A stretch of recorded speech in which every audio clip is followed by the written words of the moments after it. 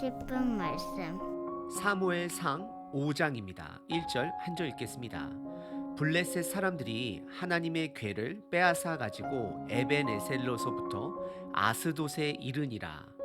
사무엘상 4장에서는 하나님은 저와 여러분들에게 한 가지 가르침을 주셨습니다. 성소에서 가장 중요한 언약궤를 움직인다라고 해서 하나님을 통제할 수 없음을 가르치셨습니다. 이스라엘 백성들은 블레셋과의 첫 번째 전투에서 패배를 하자 두 번째 전투에서는 언약궤를 가지고 가면 승리할 수 있다 믿었습니다. 하나님의 언약궤를 마법의 지팡이로 사용한 것입니다. 하지만 이미 하나님의 영은 그 언약궤와 이스라엘 백성들을 떠났습니다. 이스라엘 백성들은 언약궤를 빼앗겼기 때문에 하나님께서 그들을 떠나신 것이다라고 믿지만 그것이 아니라 그들이 하나님을 떠났기 때문에 언약궤를 빼앗겼음을 그들은 깨달아야 합니다. 4장 전쟁에서 실패한 이스라엘 백성들은 전쟁에서 졌을 뿐만 아니라 하나님의 가르침도 깨닫지 못한 것으로 보여집니다. 사무엘서에서 등장한 제사장은 거의 다 죽었습니다. 엘리도 죽고 그의 악한 두 아들들도 죽었습니다. 하지만 어린 제사장이자 선지자인 사무엘은 이스라엘 백성들의 눈에 들어오지 않았을 것입니다. 왜냐하면 그들의 영적인 눈이 점점 어두워졌기 때문입니다. 오늘 본문은 동일한 가르침을 하나님께서 이방 국가인 블레셋에게 가르치십니다. 오늘 본문의 내용은 매우 간단합니다.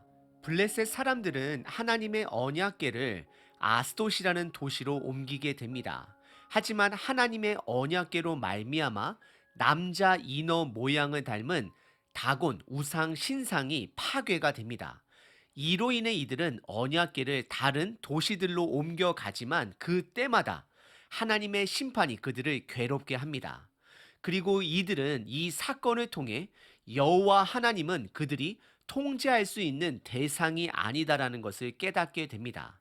하나님은 저와 여러분들을 사랑하십니다. 그리고 동시에 우리의 예배의 대상자가 되십니다. 하지만 우리는 하나님의 사랑에 취한 나머지 우리가 바람을 피워도 그 사랑이 계속해서 이어질 수 있다 착각하기도 합니다. 하나님은 우리가 예배를 드려야 할 대상이기도 합니다. 오늘 본문을 통해 나 중심에서 하나님 중심으로 각자의 믿음을 점검해 보시길 바랍니다. 역사는 나 중심이 아니라 사람의 중심이 아니라 하나님이 주관하십니다. 오늘 본문은 지역적으로 크게 두 부분으로 나눌 수 있습니다. 첫 번째는 아스돗에서 일어난 하나님의 가르침의 사건입니다. 그리고 두 번째는 가드와 에글론 지역에서 하나님의 심판의 가르침입니다.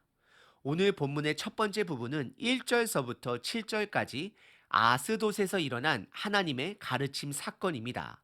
사실 아스돗이라는 도시는 하나님께서 여호수아 15장에 보시면 유다 지파에게 분배한 땅입니다. 하지만 이스라엘의 불순종으로 그 땅이 남자 인어 모양을 한 다곤이라는 우상 신전의 도시가 되었습니다. 1절에 전쟁에서 이긴 블레셋 사람들은 이스라엘 백성들이 버리고 도망간 그 언약궤를 가지고 그들 도시인 아스돗으로 옮기게 됩니다. 그리고 2절에 언약궤를 아스돗 도시 안에 있는 다곤 신전 안에 옮기게 됩니다.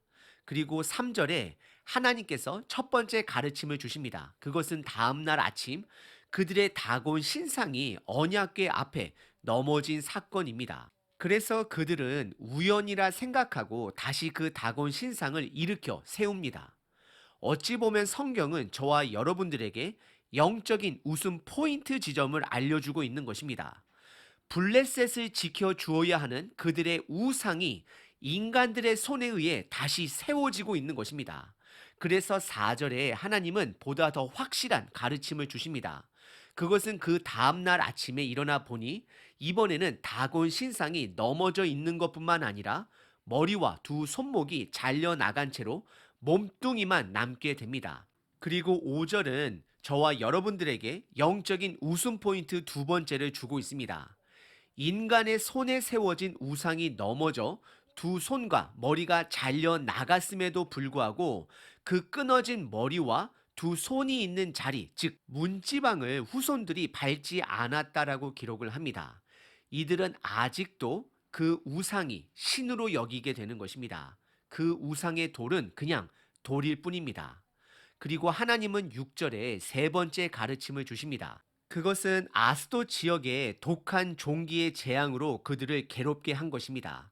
그러자 7절에 이들은 하나님의 가르침을 조금씩 깨달아 갑니다. 7절입니다. 아스도 사람들이 이를 보고 이르되 이스라엘의 신의 궤를 우리가 함께 있지 못하게 할지라 그의 손이 우리와 우리 신 다곤을 친다 하고라고 기록합니다. 블레셋 사람들은 깨달아 가고 있습니다. 이스라엘과의 전쟁에서 승리한 것이 하나님을 이긴 것이 아님을 배웠습니다.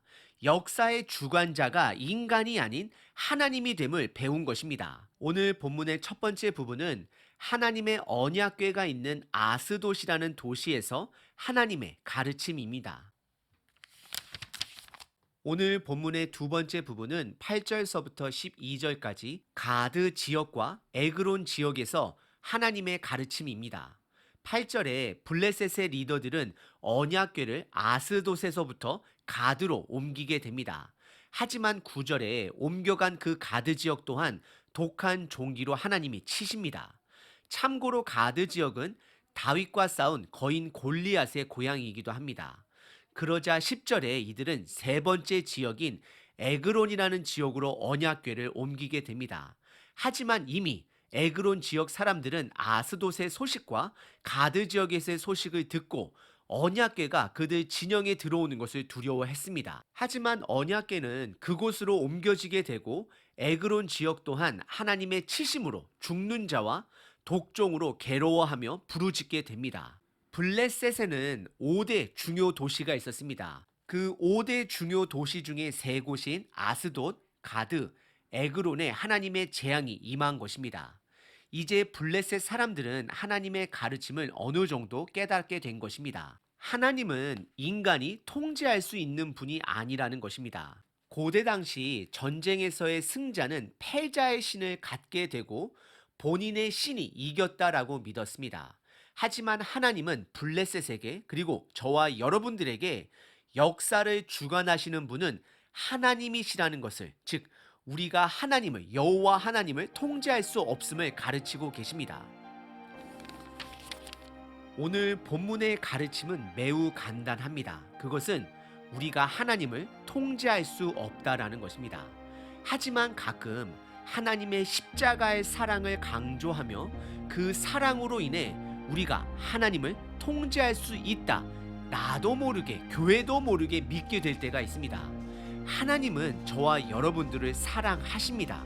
하지만 그 뜻이 내가 하나님을 내가 원하는 대로 통제할 수 있는 분이 아니라는 것을 우리는 짧은 이 한 장의 이야기로 기억하셔야 합니다. 오늘 본문 이 5장의 사건은 블레셋 사람들에게 있어서는 7개월이 걸린 사건입니다. 6장 1절에 보시게 되면 7개월이 걸린 사건임을 드러냅니다.